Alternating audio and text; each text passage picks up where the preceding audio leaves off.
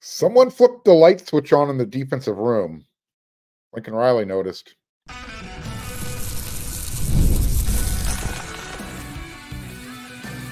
You are Locked On Trojans, your daily podcast on the USC Trojans. Part of the Locked On Podcast Network, your team every day. Hey, fight on, everyone. I'm your host, Mark Holkin, and thank you for making Locked On USC, part of the Locked On Network, your first listen every day. Whether you're watching the show on YouTube, wherever you want to download your podcast, you know the show is free, and you know the show always appreciates your support. Hey, have you heard about Ultimate College Football Head Coach? It's a brand new mobile game that is completely free, has no ads, 100% playable offline. Begin your coaching legacy today. So, Trojan fans, you know this already. It's the bye week. And you know what? The lights have come on for the USC defense. And let's talk about one player in particular that the light's shining really bright for right now. I'll get to Anthony Lucas here in just a minute. I'm going to build up to Anthony Lucas. Team held practice on Tuesday. Again, it's the bye week. Full pads, though, on Tuesday. Offense, they're wearing their road white. Okay, keep that in mind. The defense and the scout team guys on defense, they're wearing the Cardinal jerseys for the next 2 weeks. And practice, I'm watching the guys coming up, and here comes number 55 and wearing Cardinal, and I'm like, what? I literally had to do a double take at practice on Tuesday. It was Jade Abasiri. He's walking up the ramp. And all I saw was this massive USC defensive player wearing the Cardinal jersey and the famed double nickel number 55. And I had to remind myself, all right, it's Michigan is the next opponent. Michigan's defensive tackle Mason Graham wears the number 55 jersey. So we knew who was playing the role of Mason for USC on their scout team this week. That's Jade Abasiri, by the way. And you have to, take a moment to really appreciate the fact that a true freshman, really good, big, talented guy, gets that honor. Mason Graham's a handful. He's a load. He and Kenneth Grant are going to cause problems for USC's offensive line if USC's offensive line doesn't come correct. But other guys, you also had Cameron Fountain, Will Johnson. Braylon Conley's going to give that role a shot during the bye week on scout team. Now, as soon as number 55 walked by, I got that out of my system. Anthony Lucas was next, and that's who I want to focus on for this first segment. Coach Riley talked about Anthony Lucas after practice. Said the lights have kind of come on. He said Lucas has been better in practices than he was in games, but he thinks that he's one of those guys who has really benefited a lot from the scheme change. Having Coach Lynn come over, having Coach Henny, Entz, Doug Belk, they've really made a big difference in Anthony's game in 2024. Coach said, quote, USC defensive end Anthony Lucas kind of realized that this is my time to step up and grow. On the Trojans Live radio show Monday, you're probably watching this episode of Locked On USC on Wednesday. So a couple days ago, defensive coordinator Coach Lynn said this. He has a high ceiling. He showed flashes, and that's something we challenged him with. Like, listen, you need to do that every play. And he had a great spring, but even a better fall camp. And that quote right there. Here's the thing. I heard very similar comments last year when Anthony transferred from Texas A&M. Had a great spring. Had a great fall camp. In 2023, Lucas he had one start throughout the season. He played in all 13 games, but only started once. And through 13 games, he finished the season with 10 tackles, 3.5 for loss. Through the first 2 games in 2024, he already has 4 tackles, 2 assisted. But here's the thing. It's not just about the stats for Anthony. He's going to surpass last year's numbers. to stay healthy, right? The opponent's offensive line, they know when Anthony Lucas is on the field. They have to account for him now. Anthony Lucas, he's like that chaos guy from the Allstate commercials. You know what I'm talking about, right? He's creating chaos. And he's doing it with his pass rushing. He's doing it with his rush defense. It's not about just, getting to the ball carrier, getting to the quarterback. It's making his presence felt on run defense. It's making the running back decide to go a different direction. He might think, all right, I'm going to run through this crease here. No, Anthony's there. He's playing gap assignment. Can't go outside because Anthony's going to tackle me. So he's redirecting things. Same thing up with the pass rush. If you're not getting to the quarterback, you're caving in the offensive line. It's that type of stuff that he's doing. Like I said, he's playing gap assignment football, but he's also using his athleticism to maximize his production. Again, it's not about the stats. It's about how he's using his strength, his body, his athleticism. Look, you have to love the way Coach Henney and Coach Newer are kind of influencing Lucas, getting him to do what he's capable of doing. Lucas recognizes it. I mean, this is what he had to say. They're allowing me to play fast. I'm just making sure I'm focused on destruction across the line of scrimmage. It's got to be one of my favorite quotes through 2024 so far.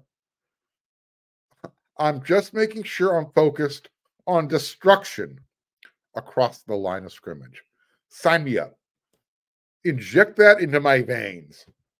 That's my IV. That's all I need. All I need to hear. Coach Riley also talked about, how I talked about how the light has gone on. This is what Coach Riley said. It seems to come on different, at different times for different players for different reasons. Sometimes, he described it this way. Sometimes it's a rep in practice. Sometimes a play will happen during the game. It's just something like that all of a sudden makes that light bulb flick on. It's like, oh, that's what it's all about. If you really want to know how well Lucas is playing in 2024, don't take my word for it. Okay? I hope you do. That's why you're here. That's why you tune in every day to Locked on USC. By the way, become a subscriber if you're watching on YouTube. Smash that thumbs up. Keep leaving those comments. Love them. Don't forget to hit that bell notification button. But if you want to know how well Lucas is playing in 2024, go put on that LSU game film. All right? And when you're done watching it, I want you to come back here and tell you, Mark, you know what? I found a rep. I saw a rep where Anthony Lucas got his butt whooped. I don't think you're going to find that. I don't think you're going to see that repetition in that game. Lucas more than held his own against both of LSU's number one. Well, both of them are considered number one NFL draft picks, first-round draft picks. He more than held his own against Emory Jones and, why is his name escaping me right now? The really good one, number 66, the guy who wanted to get into a fist fight. I apologize. It's no disrespect. The name's just escaping me right now. Anyways. So again, Anthony Lucas had a really good game. He traded blow for blow in that fist fight. And one of the side effects that not just Anthony Lucas, but because the defense now is playing fast and physical, I want to kind of shift away from Anthony, just talk about the defense in general and why the light is shining so bright on them and on Anthony Lucas. It's because they're playing physical football. Well, because of that physicality, one of the repercussions, side effects, you're going to have to kind of deal with is, the body has to take some shots. It's going to need some time to recover. Well, Tuesday's practice, we noticed that Eric Gentry wasn't there. And Coach Riley quickly said, hey, don't worry. He'll be available to play in 2 weeks. I think he just needed a day off. He also reminded us that Mason Cobb, cornerback Jalen Smith, they were both out against Utah State, but they are both healthy. They'll be ready for Michigan. He said Mason has progressed well. And as far as Jalen not playing in the game against Utah State, said it was really close. It was a last-second game time scratch. In other words, Jalen probably could have played. He was out there in practice on Tuesday. And as far as Killian O'Connor, his injury, this is what Coach Riley said. It's not expected to be long-term. That's good news, right? One source that I spoke with off the record said, "Hey, Mark, it's probably going to be 4 to 6 weeks." Initially, they thought it was probably going to be 2 months. We'll see. I know the type of injury. It wasn't mentioned specifically, so I can't mention it here specifically. But what I can tell you is this: nothing was broken and nothing was torn. If you stayed at a Holiday Inn and you want to play doctor, figure it out. Nothing was broken, nothing was torn. As far as who is going to be backing up Jonah Monheim at center in the interim while Killian is rehabbing, Gino Quinones, Amos Talalele, they're going to continue to take snaps. So, USC is playing physical football. The defense is shining a really bright light on itself. Anthony Lucas right now is stealing a lot of that spotlight. Well-deserved. He's bringing it every rep in practice, so we're told. He's bringing it every rep when he's out there during the games. That is showing itself on the film. And again, stats aren't everything. Watch the game film. Tell me you don't see a difference between Anthony Lucas 2024 and 2023 and the defense in general. Not just the defense, the entire team. I think it's really evident. Lincoln Riley was asked about his expectations after practice regarding the defense. We're going to talk about that next segment.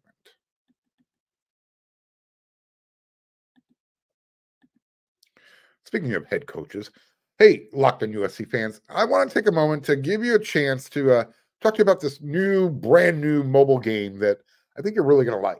It's called the Ultimate College Football Head Coach. It's a really cool game, really fun. Imagine you're the head coach of the USC Trojans. Think you can handle the pressure? Think you can handle recruiting players, hiring your coaching staff, overseeing training camp, handing out scholarships? You're going to control every single detail of the program. You up for it? Again, a lot to do. The Ultimate College Football Head Coach, it's completely free. You're going to like that, right? Has no ads. You got to love that. And it's 100% playable offline. You can play on the go as you want, whenever you want. If you use promo code LOCKEDONCFB, by the way, that's all capital letters, Locked On, CF like Frank, B like boy, inside the game store, you're going to receive a free boost to your program. Make sure you take advantage of this perk because it's going to get your team off to a really strong start. To download the game, just visit the ultimate-cfb.com or look it up on the app stores. Ultimate College Football Head Coach. Begin your coaching legacy today. When was the last time you went to a concert, comedy show, any live event? Have you been to a USC game yet this year? You know what? Game Time has a new feature called Game Time Picks, and it makes getting tickets for your favorite live event easy, really easy. Game Time Picks filters out the fluff, so you're only going to experience incredible deals on great seats, so you don't have to waste your time searching through thousands of different tickets. That's pretty cool. How many of you used Game Time to get your tickets to a game this year? You haven't? Why not? You already know how much I love their see your seat before you check out feature. There's nothing to worry about, right? With the Game Time guarantee, you're always going to get the best price. And if you find tickets in the same section and row for less, Game Time is going to credit you 110% of the difference. Take the guesswork out of buying tickets with Game Time. Download the Game Time app, create an account, and use code LOCKEDON for $20 off. Terms apply. Again, create an account. Redeem code LOCKEDON for $20 off. Download Game Time today. Last minute tickets, lowest price, guaranteed.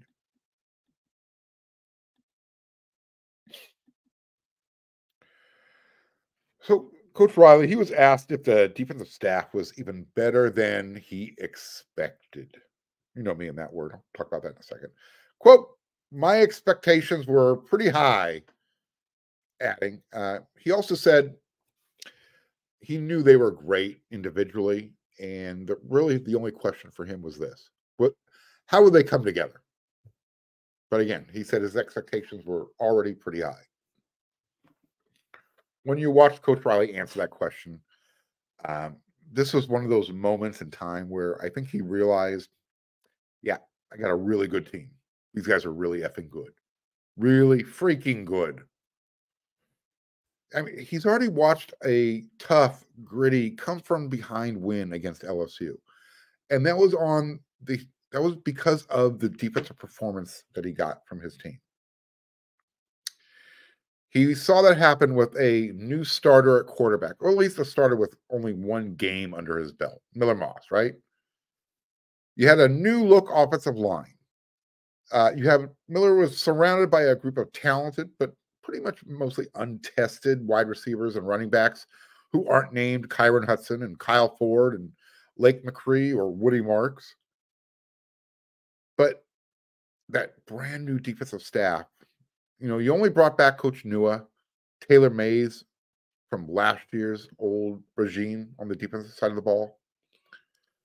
I think Riley really knows that the effect that Coach Lynn and Coach Henney, as well as Coach Matt Entz and Duck Belk, those guys have surpassed anything anyone could have perceived. See how I substituted that word expectation? Everyone was hoping that things were going to be much better on the defensive side of the ball. Yeah. They have surpassed what anybody could have thought they would have seen through game 1 and game 2. It was going to be a slow buildup. They were going to get better, but it was going to take time. Everyone had to get on the same page. Coach Riley's question was answered. How well would they all come together? Looks like it's coming together really well. I mean, even himself. I don't think he anticipated what he saw this quickly. I don't think anybody did. I mean, the way this defense is playing, it's like their hair is on fire. It's amazing. And I know it's just a small sample size. And it's just 2 games. Let me just throw a couple of stats at you. Okay? Really good stats. This is what we were all hoping to see. They have the number 24 scoring defense in the country. They're only giving up 10 points per game. Some teams haven't given up a point yet. Missouri. They haven't played anybody, but Missouri, through 2 games, hasn't given up any points. That's good. I don't care who you're playing. When you do 2 shutouts, that's a good defense. USC has pitched 1 shutout. They're only averaging 10 points per game. They gave up 20 to LSU, none to Utah State. There's your average of 10. If you're an everyday listener of this show, Locked on USC, you should be, you better be. Become one. You've heard me talk about this. Was it yesterday's episode of Locked on USC? Maybe it was Monday's. The defense has yet to give up any first downs on 3rd and long. What's 3rd and long? 7+ yards.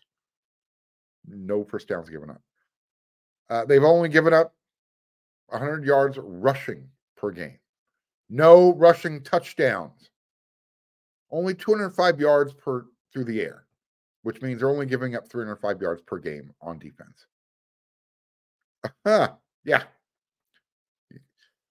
Look, their next game is in Ann Arbor in 2 weeks against the no offense Wolverines. No offense, Michigan, but you guys are struggling offensively. 12 points at home against Texas. Texas has got a good defense. Michigan, who's your quarterback?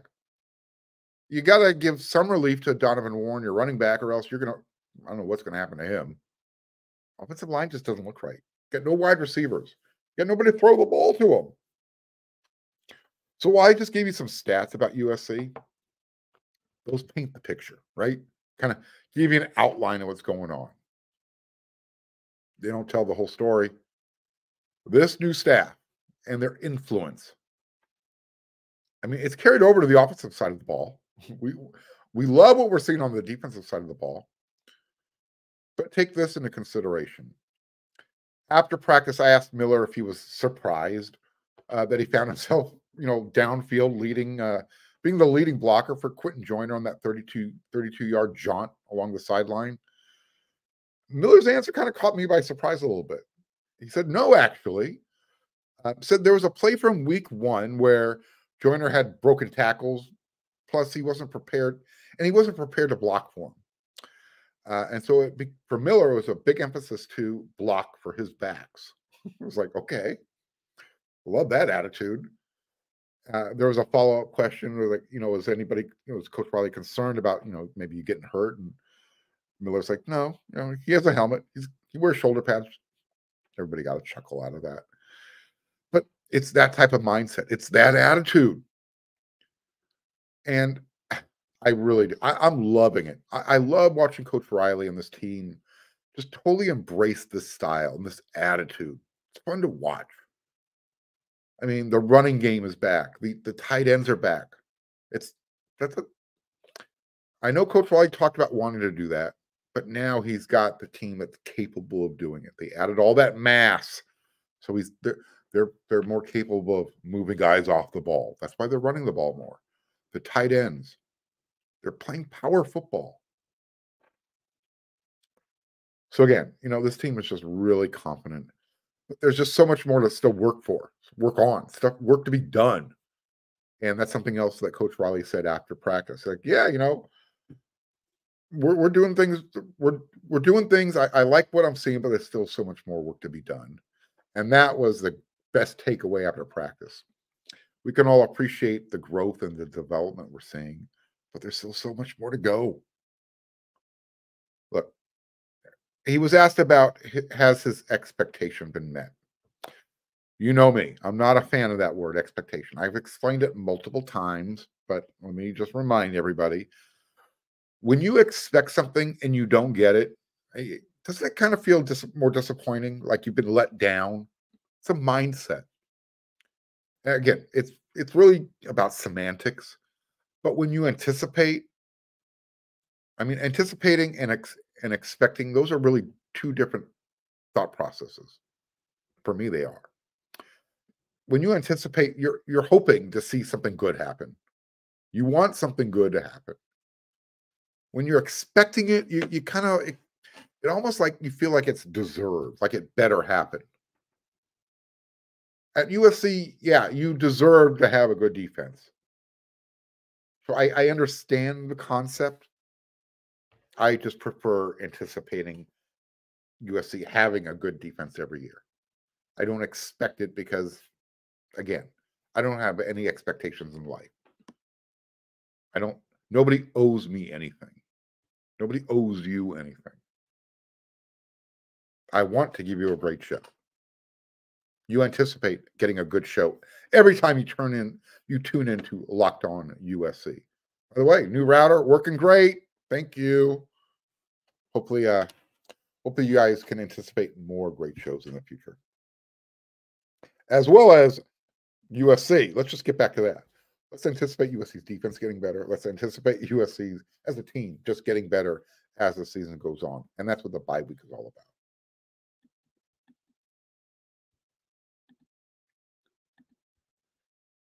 You've heard us talk about FanDuel, America's #1 sports book. Well, we have something a little different for you now through September 22nd. All FanDuel customers, you can bet $5, and you're going to get a 3-week free trial of NFL Sunday Ticket from YouTube and YouTube TV. Then, with a YouTube TV base plan, you'll be able to watch every regular season Sunday afternoon out-of-market game. All you need is a Google account and a current form of payment, and you can cancel at any time. Just visit FanDuel.com/locked-on to download America's #1 sports book.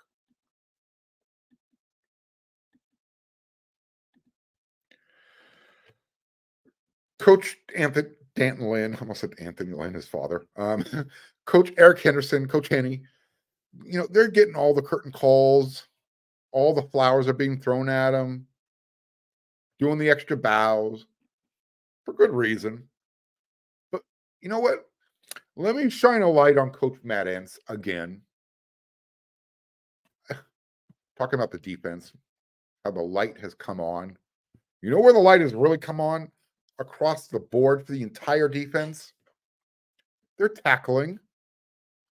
So let's talk about Matt Entz, former head coach, two-time national champion Matt Entz, who stepped down, subjugated himself to be USC's linebacker coach, assistant defensive coordinator. He's doing it for a reason. He wants to be a head coach at the FBS level. And in order to do that, you got to be able to recruit at this level. So he's learning, he's developing still. But he's also still teaching, and he's developing USC's linebackers and their defense. And he's the one who's teaching these guys how to tackle really, really good. I mean, the dude just knows how to teach. Bottom line. When you watch him, you can hear it. He's a natural born teacher. I mean, Eric Gentry has talked about it. He talked about the coaches and, in his comments and how they know how to teach. I mean, I said this on yesterday's episode of Locked On USC. USC's leading tacklers right now, Eric Gentry, Easton Mascarenas-Arnold, 14 and 13 respectively through 2 games. Easton Mascarenas, he said it. He's never had so much fun playing football before. Guess who his position coach is? Yeah, Matt Entz.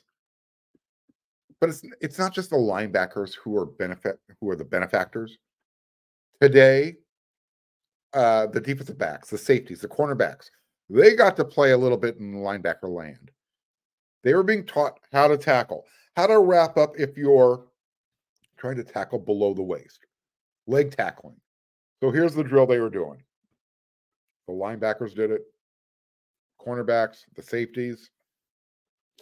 Essentially, you start off in front of the blocking sled, get a good push, shed the sled, and then one of the GAs is dragging a tackling pad, one of those big dummies, and you're dragging it by a rope, and you have to form tackle it properly. So you can't it's not just diving into it.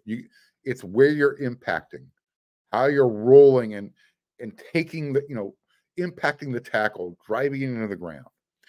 Tackling guys by the legs is not easy. And especially if you're, playing the secondary, you're a cornerback, a safety. If you got to drag down a tight end, running backs, those guys usually are bigger than you. So Matt Entz he's showing the secondary guys, hey, let me show you the proper way how to wrap up below the waist. And that's what this drill was all about. Really fun drill to watch, actually. So yeah, Matt Entz, he is kind of like the tackling tutor. Everybody get into the lab. Let Coach Matt Entz show you what to do. I don't believe the defensive ends and the defensive tackles came over and did the drill. They were doing something similar over with Coach Henney and with Coach Nua, basically hitting the sled and then wrapping up through those tackling donuts, the rolling donuts. Now, something I did see the defensive ends do with when they came over into linebacker land with Coach Entz, they were dropping off into zone coverage. And people are like, no, we don't want to hear that. Yes, you do. There's a time and a place. When you have a defensive end or a rush edge who can drop off into a zone coverage in a passing play, you know it's a passing play. All of a sudden, the quarterback thinks, oh, I might have something off there in the flat. You don't. Because the defensive end all of a sudden is picking up some more green grass. Some of you might be old enough to remember when Pete Carroll was the head coach. They used to run that scheme. Not all the time, but occasionally you'd see a guy like Kyle Moore, big defensive end, 6'5", 275, 280 pounds, dropping off into pass coverage. I remember a game, I think it was 2006, against Washington State.